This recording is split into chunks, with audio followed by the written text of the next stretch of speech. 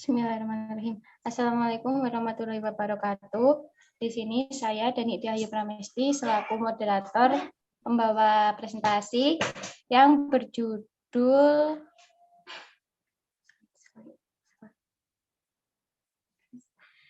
Karakteristik Ekonomi Islam, yang beranggotakan yang pertama adalah Mi'rajul Azkia dengan NIM 272, Putri Fabila dengan NIM 274, Noviar Putri Alifa dengan NIM 254, dan Dani Diayu Pramesti dengan NIM 277. Penyampaian materi pertama akan dilakukan oleh Mi'rajul Azkia. Oke, yang pertama saya akan bahas dari tujuan ekonomi Islam. Tujuan dari ekonomi Islam adalah bagaimana tujuan dari syariat Islam itu sendiri. Maqasid asyariah, yaitu mencapai kebahagiaan di dunia dan akhirat atau falah. Melalui sesuatu tata kehidupan yang baik dan terhormat, hayah thayyibah. Dalam ekonomi Islam, tujuan falah yang ingin dicapai oleh ekonomi Islam sendiri meliputi aspek mikro ataupun makro, mencakup horizon waktu dunia maupun akhirat. Mewujudkan kesejahteraan hakiki bagi manusia merupakan dasar sekaligus tujuan utama dari syariat Islam atau maslahah al-ibad. Yang kedua, ada moral sebagai pilar ekonomi Islam. Moral atau akhlak Islam menjadi pegangan pokok dari para pelaku ekonomi yang menjadi panduan mereka untuk menentukan suatu kegiatan adalah baik atau buruk sehingga perlu dilaksanakan atau tidak. Jika ini bisa terwujud, maka kita bisa mengatakan bahwa moral berperan sebagai pilar atau penegak dari terwujudnya bangunan ekonomi Islam. Hanya dengan moral Islam, inilah bangunan ekonomi Islam dapat tegak dan hanya dengan ekonomi Islamlah falah dapat dicapai. Peranan moral sebagai pilar ekonomi Islam juga bisa dilihat dari posisi kunci yang dimilikinya. Nilai-nilai dasar ekonomi Islam. Yang pertama, adil. Keadilan atau adil merupakan nilai dasar asasi dalam ajaran Islam. Menegakkan keadilan dan memberantas kezaliman adalah tujuan utama dari risalah para Rasulullah. Yang kedua, khalifah. Nilai khalifah secara umum berarti tanggung jawab sebagai pengganti atau utusan Allah di alam semesta. Manusia diciptakan Allah untuk menjadi khalifah di muka bumi. Yang ketiga, takaful. Sesama orang Islam adalah saudara dan belum sempurna iman seseorang sebelum dia mencintai saudaranya melebihi cintanya pada diri sendiri. Yang keempat adalah prinsip-prinsip ekonomi Islam. Yang pertama, kerja atau resource utilization. Yang kedua adalah kepemilikan multijenis. Yang ketiga adalah keadilan sosial. Keempat, kompensasi. Kelima, efisiensi. Keenam, profesionalisme. Ketujuh adalah kecukupan. Kedelapan, pemerataan kesempatan. Kesembilan, kebebasan bertindak atau berusaha. Kesepuluh, kerjasama. 11, persaingan. 12, keseimbangan. 13, solidaritas, dan 14, informasi simetri. Yang nomor 5, basis kebijakan ekonomi Islam. Basis kebijakan ekonomi Islam itu ada 4, yaitu penghapusan riba. Islam telah melarang segala bentuk riba, karenanya ia harus dihapuskan dalam ekonomi Islam. Pelarangan riba secara tegas dapat dijumpai dalam Al-Quran maupun hadis. Yang kedua, pelembagaan zakat. Zakat pada dasarnya merupakan sebuah sistem yang berfungsi untuk menjamin distribusi pendapatan dan kekayaan masyarakat secara lebih baik. Yang ketiga adalah pelarangan gharar. Ajaran Islam melarang aktivitas ekonomi yang mengandung gharar.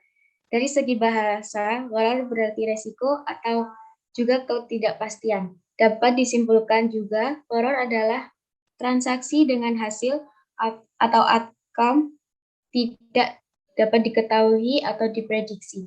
Yang keempat adalah pelanggaran yang haram. Dalam ekonomi Islam, segala sesuatu yang dilakukan harus halalan thayyiban, yaitu benar secara hukum Islam dan baik dari perspektif nilai dan moralitas Islam. Yang keenam, ada paradigma ekonomi Islam. Paradigma adalah serangkaian pandangan yang menghubungkan sesuatu yang idealisme, yang abstrak dengan gambaran praktik yang tampak. Dalam hal ini, paradigma ekonomi Islam mencerminkan suatu pandangan dan perilaku yang mencerminkan pencapaian falah. Paradigma ekonomi Islam bisa dilihat dari dua sudut pandang, yaitu paradigma berpikir dan berperilaku, behavior paradigm, serta paradigma umum, grand pattern. Rancangan bangun sistem ekonomi. Yang pertama, kepemilikan dalam Islam. Pada dasarnya, kepemilikan dalam Islam atas sumber daya ekonomi atau sumber daya merupakan salah satu fitrah manusia. Dalam ajaran Islam mengakui sebagai sesuatu yang harus dihormati dan dijaga. Kepemilikan individu merupakan persyaratan yang mendasari bagi tercapainya kesejahteraan masyarakat, sebab dia akan menciptakan motivasi dan memberikan ruang bagi seorang individu untuk memanfaatkan sumber daya secara optimal. Yang kedua adalah maslahah sebagai insentif ekonomi.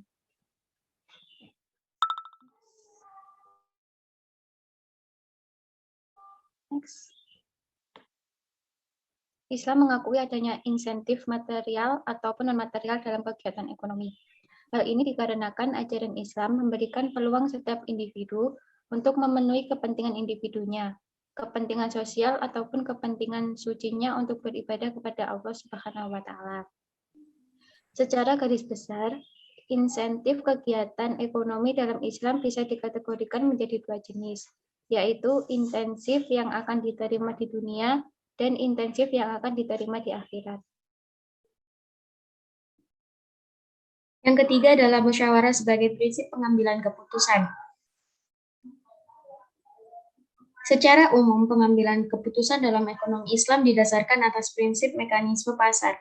Namun, dengan tetap memandang nilai-nilai kebaikan bersama dan nilai-nilai kebenaran. Oleh karena itu, musyawarah atau syuratik proses untuk mendapatkan kesepakatan atas dasar kemaslahatan merupakan prinsip pengambilan keputusan yang sesuai dengan ajaran Islam. Yang keempat, pasar yang adil sebagai media koordinasi. Dalam pandangan Islam, insentif individualistik diakomodasikan sebagai tidak bertentangan dengan kepentingan sosial dan kepentingan suci atau ibadah. Oleh karena itu, mekanisme pasar tidak cukup untuk intensif.